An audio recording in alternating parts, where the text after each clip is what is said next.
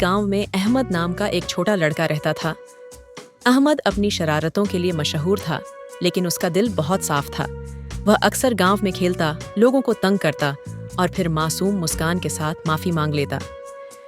उसके माता पिता उसकी इन आदतों को लेकर परेशान थे, लेकिन उन्हें उम्मीद थी कि समय के साथ वह समझदार हो जाएगा। एक दिन अहमद बाजार गया।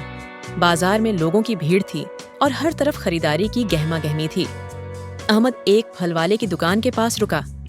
दुकान पर तरह तरह के रंग बिरंगे फल सजे हुए थे। अहमद के मन में लालच आया और उसने चुपके से एक लाल सेब उठा लिया।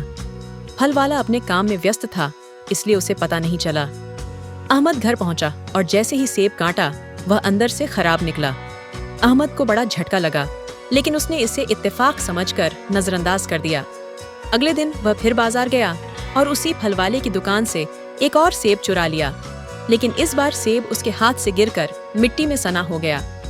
अहमद गुस्से से भर गया और सोचा, शायद मेरी किस्मत ही खराब है। अब अहमद का दिल बेचैन रहने लगा। हर बार जब वह बाजार जाता, उसकी नजरें फल वाले की दुकान पर टिक जातीं। उसका ज़मीर उसे बार बार धिक्कारता कि वह गलत कर रहा है, लेकिन वह शर्मिंदगी के कारण किसी से कुछ कह नहीं पाता। अहमद का सबसे अच्छा दोस्त अली एक दिन उसकी परेशानी को समझ गया। अली एक समझदार और नेकदिल लड़का था। उसने अहमद के पास जाकर पूछा, तुम इतने चुप क्यों हो? क्या बात है? अहमद ने झिझकते हुए अली को अपनी गलती के बारे में बताया कि वह कैसे फल चुरा रहा था और हर बार कुछ न कुछ बुरा हो रहा था। अली ने गंभीरता से अहमद की बात सुनी और कहा, देखो अहमद, सच्चाई और ईमानदारी जीवन की सबसे बड़ी ताकत है। अगर तुम अपनी गलती मानकर माफी मांग लोगे तो तुम्हारा दिल हल्का हो जाएगा और ये बेचैनी खत्म हो जाएगी। अली की बातों ने अहमद के दिल पर गहरा असर किया। उसने तय किया कि वह अपनी गलती मानेगा और माफी मांगेगा। अगले दिन अहमद बाजार गया और सीधे फल वाले के पास पहुंचा। फल वाले ने अहमद को देखकर मुस्कुराते हुए पूछा, बेटा, आज क्या लेने आए हो? अहमद का दिल तेजी से धड़कने लगा, लेकिन उसने हिम्मत जुटाई और कहा, चाचा, मुझे आपसे कुछ कहना है। मैंने आपकी दुकान से 2 बार सेब चुराए थे। मुझे एहसास हुआ कि मैंने बहुत गलत किया है। मैं आपसे माफी मांगने आया हूँ और वादा करता हूँ कि आगे से ऐसा नहीं करूँगा। फल वाले ने अहमद की बात सुनकर मुस्कुराते हुए कहा, बेटा, ये बहुत बड़ी बात है कि तुमने अपनी गलती मानी।